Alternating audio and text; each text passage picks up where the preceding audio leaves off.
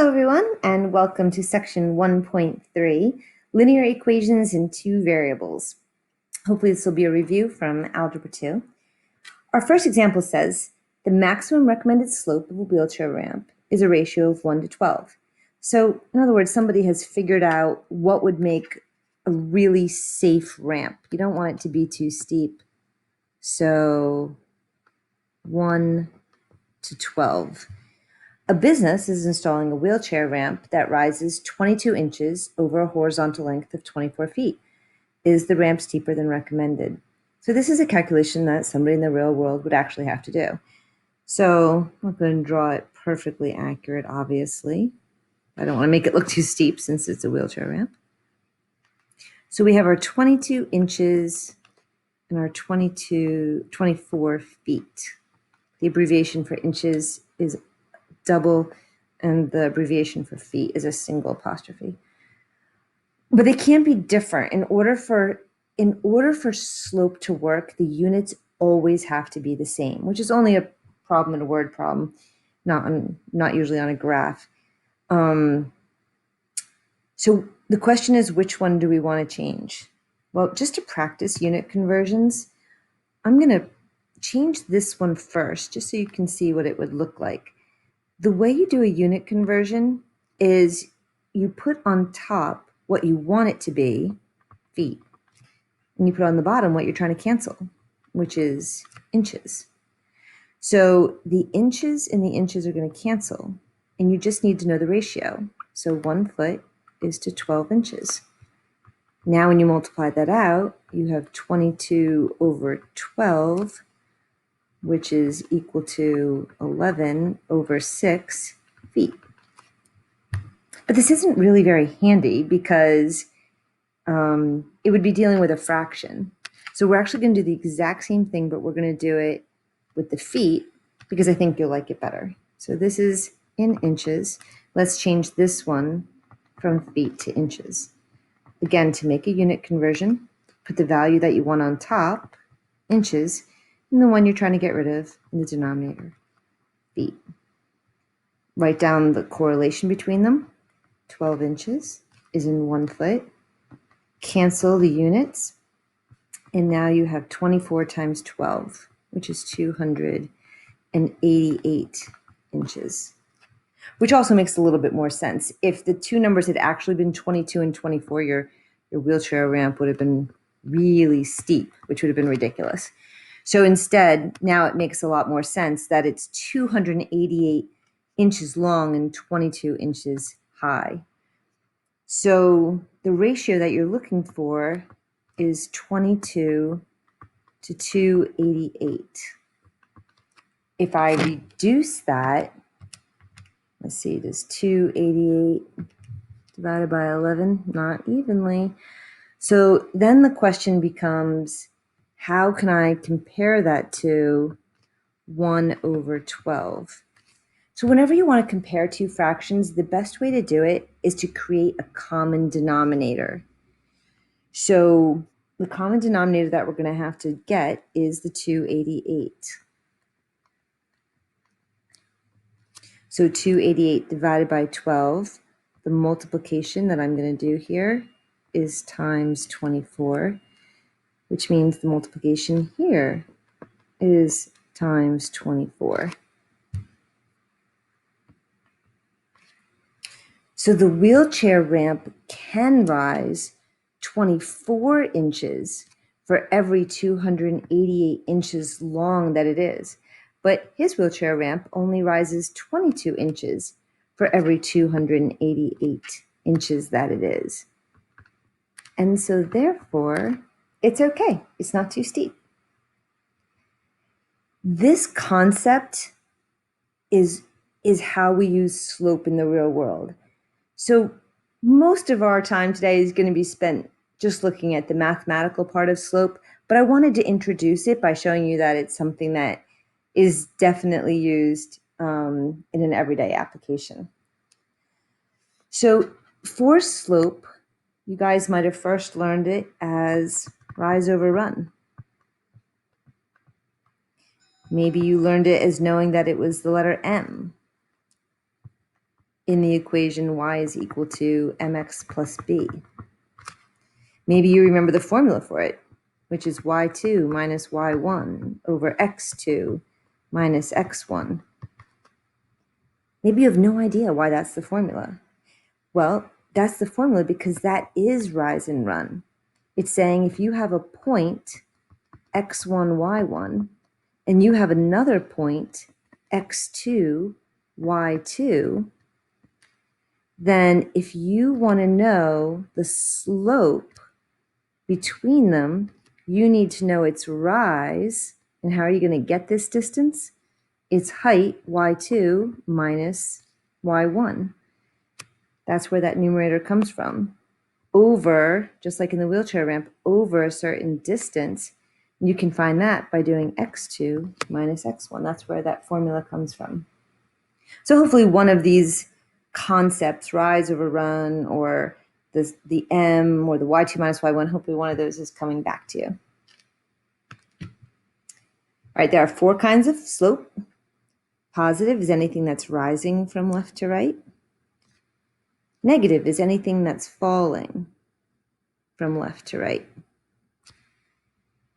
A 0 slope is anything that's flat, doesn't have any slope at all. And it's not actually considered a slope if it's vertical. That slope would be undefined. You may recall that you can never divide by 0. We're going to talk about that a lot this year, so you might want to write that down. That will be how you know when a slope is undefined. Because if you had 2 points on a line, let's just say we had -2, 6, and -2, -3. When you went to do your y2 minus y1 over x2 minus x1, you'll see that these 2 negatives become positive and you get a 0 on the bottom. It doesn't even matter what the top becomes. You get a 0 on the bottom and you know you can't have that. So that's how you can associate that with slope is undefined.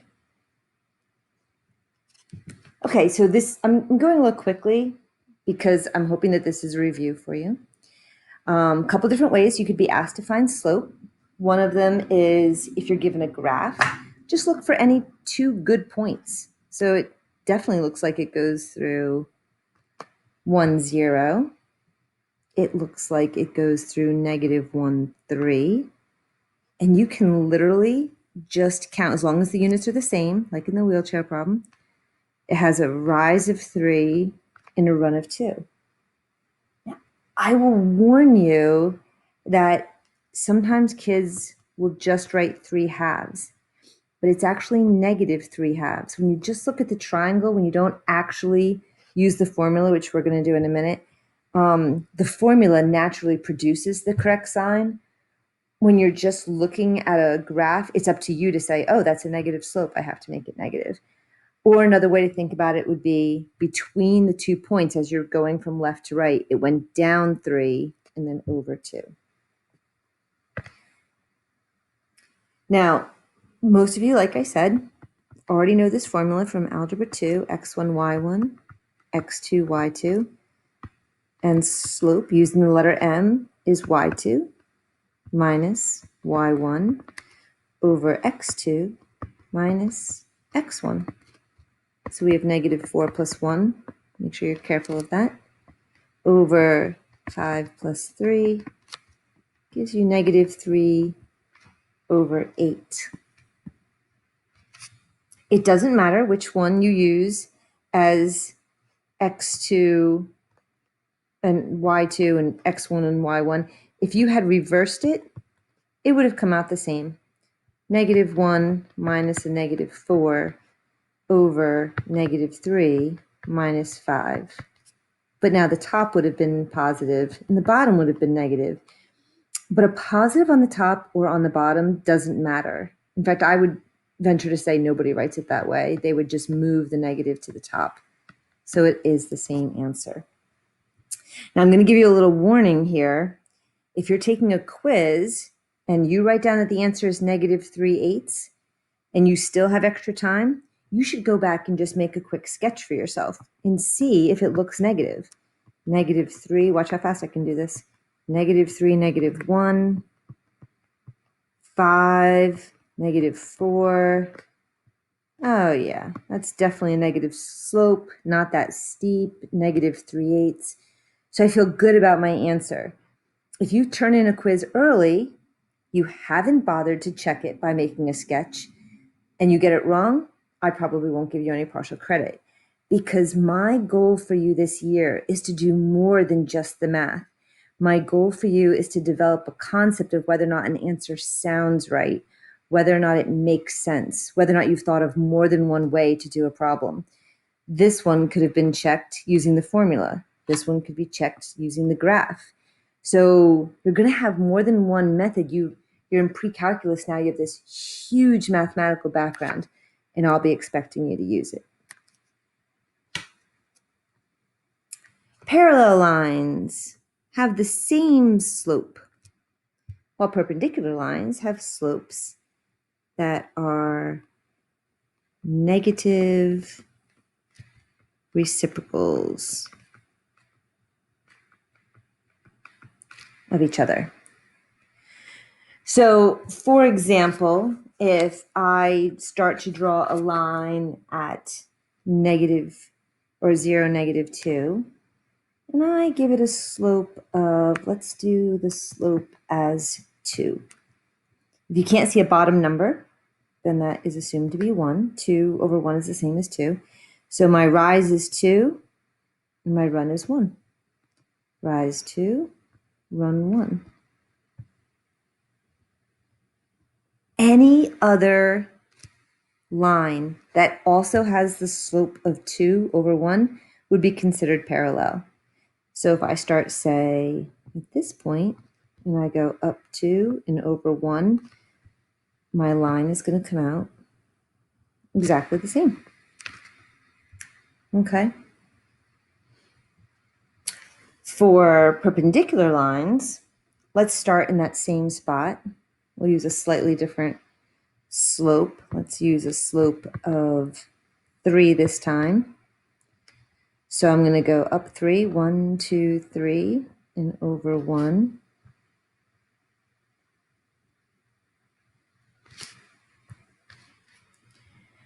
So for a line to be perpendicular, the slope of the perpendicular, this is the symbol for perpendicular, perpendicular.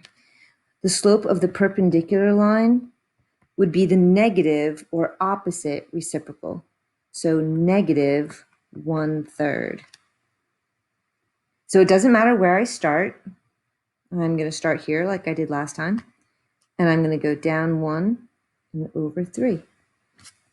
And they should come out perpendicular, which means they form a right angle. My drawings might not be perfect, but that's your basic concept of parallel and perpendicular. And hopefully you remember it from Algebra 2. Okay, there are several common forms of writing equations of lines.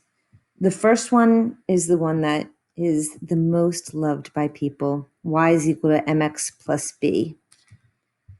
My goal this year, if I did not have you for Algebra 2 and have already convinced you, is to convince you that the next form is actually the superior form. So y is equal to m times x minus x1 plus y1. It doesn't look as nice. I know that it doesn't look as nice. But this form, slope-intercept form, is always using a certain point. Y is equal to m times x minus 0 plus b. It always uses 0, comma b, which is the y-intercept. Whenever the x-coordinate is 0, whatever b is the y-intercept, which is great. But you're not always going to know the y-intercept. In fact, I would venture to say most of the time you will not know the y-intercept. But if you know any point, xy, x1, y1, then you can write the equation of a line. So this is the one I'm going to try and sell you on if you didn't have me for Algebra 2 and aren't already sold. There is a standard form, ax plus by is equal to c. It's a form that you'll see written in a book, but not necessarily a form that I will ever ask you to use. So you might see something standard like this, and that's the name of it, but not something that I'm going to ask you to do. Okay, vertical lines always have the exact same form. They're special. So I'm going to draw a vertical line here. Remember, the slope is undefined, doesn't exist. So if it doesn't exist, then I can't use m. And sometimes people will think, well, then m is 0. It's not 0. It just doesn't exist at all. So this is going to be the most special one that you need to just memorize. It's always going to be x is equal to a number. In my case, x is equal to 2.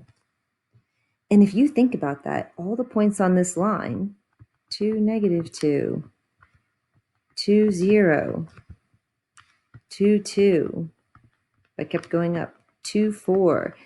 All the points on this line have an x value of 2, but the y could be anything.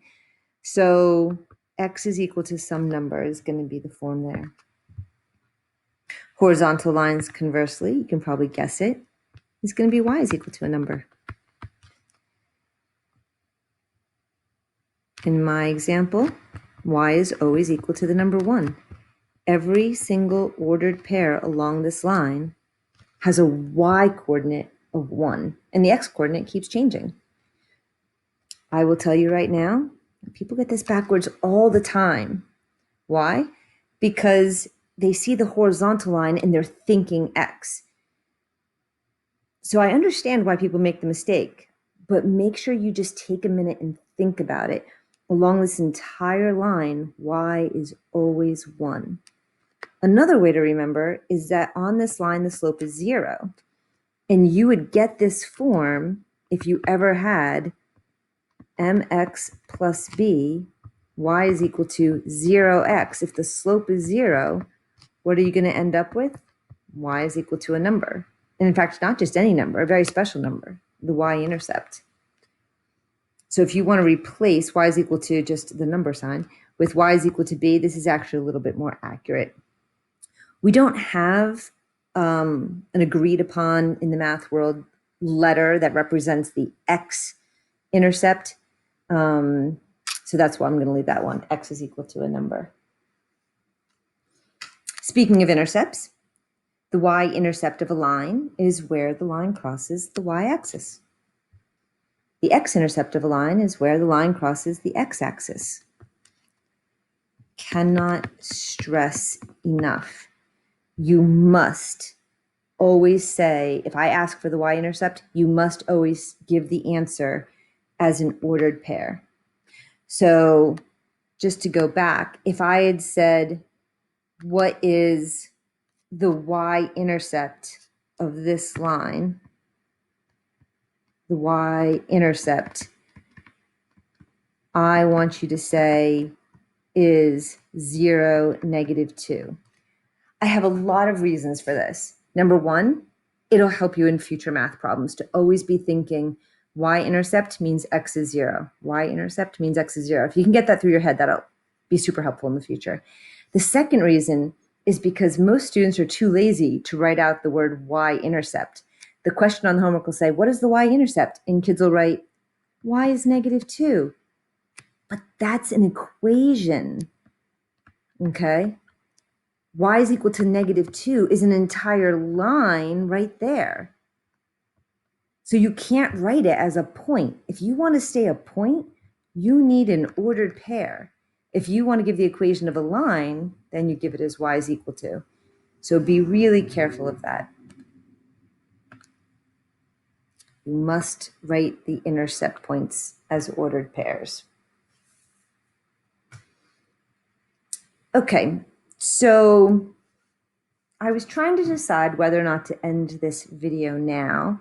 My goal is going to be to do just that. You can see that next are practice problems. And I would think that because you've had this in Algebra 2, and just because normally I'd like to keep the lesson to a reasonable length and then let you practice. But I decided I'm just going to do the first one with you, mostly because I really want to sell you on my way of doing things. It says, find the point slope form. Okay, first of all, I don't care. No matter what the directions say in your book, you may always use whatever form makes you happy. I'm going to try and convince you that the point slope form is the one that's going to make you happy and not the slope intercept form. But you can use whatever you want, and I will always accept it as an answer. So it says, write the equation of a line that has a slope of 3 and passes through the point. So here's what I want you to memorize. To write an equation of a line, you need 2 things. You just have these 2 things, you'll always be able to do it. Point and slope. In every single one of these practice problems, you just have to ask yourself, what is the point that I know and what is the slope? And maybe you're not given the slope. Maybe you have to find the slope using the slope formula. But if you know a point, and the slope, you're good. So you don't have to do this every time, but I would write it out. So y is equal to m times x minus x1 plus y1. And now you just fill it in. Y is equal to, they said the slope is 3, and they said that the point is 1, negative 2. I'm going to put that in for x1, y1. x1, y1. So minus 1, minus 2. You don't even have to simplify it. You can stop. You can box it. That's the answer. So I will just say that some people are going to insist on doing this the long way. They're going to find b every time. They're going to start with this, 3x plus b. They're going to plug in the point because this is how your algebra teacher probably taught you to do it. Not your algebra 2 teacher if it was me. Negative 2 is equal to 3 times 1 plus b. Negative 2 is equal to 3 plus b. b is equal to minus 3, minus 5. And then they have their answer. Whew, boy, they did a lot of work. Okay, they got an answer. But my green answer was literally one step. I just plugged it in.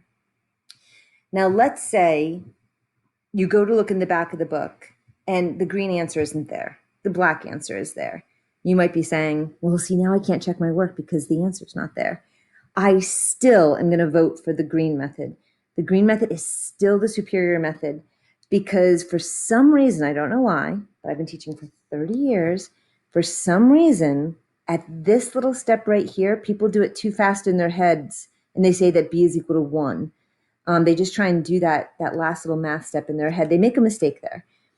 The easiest way to get it to be in the black form is still not to use this. It's to start with the green form and then just distribute. 3x minus 3 and then minus 2. Y is equal to 3x minus 5. Still faster. Okay? Am I going to tell you you can't use this black method? Nope. You do something mathematically correct in my class, I'm going to give you full credit for it every time. You don't have to do things my way. Unless you get it wrong. I might have to give you a little bit of a hard time about that. So, okay. So I'd like you to go ahead and do the next set of problems on your own. I just am going to tell you a little bit about each one. Numbers 2 and 3, a little bit of a thinking question. You can do it. Number 4 and number 5 are both in your book. So if you have any trouble with them, you can look in your book, and those two examples are in section 1.3. You'll notice that starting with number 7, I no longer drew a little graph for you. I cannot recommend enough that you should just take a minute and draw it yourself. Really fast. -6, 3. And a slope that is undefined. What does undefined mean? Oh, that's right. Slope undefined means vertical. And that alone will probably help you get the right answer. So my advice is make a sketch. If you don't take my advice and get the problem right, good for you. But if you get the problem wrong, the chances of partial credit will be slim. My goal is to teach you methods that are going to help you do well. Even though number 9 just asks a question, are the lines parallel, perpendicular, or neither? Make sure that you show your work. Okay, these are not just, even though you're doing them on your own without my going through them on the video, make sure that you show your work. Okay, number 10 is very challenging. We will do that one together in class. So wait for class on that one. And that way we can have a nice conversation about it. It's a little bit tricky. Mostly this video is to try and get you to do the majority of the work ahead of time so that we can spend time on ones like this, since classes are going to be so much shorter this year. And the 3-word problems are very straightforward, but if you have any trouble with them at all 3 of them are in section 1.3 of your textbook. So you can go ahead and do that. All right, everyone. Have a great rest of your day.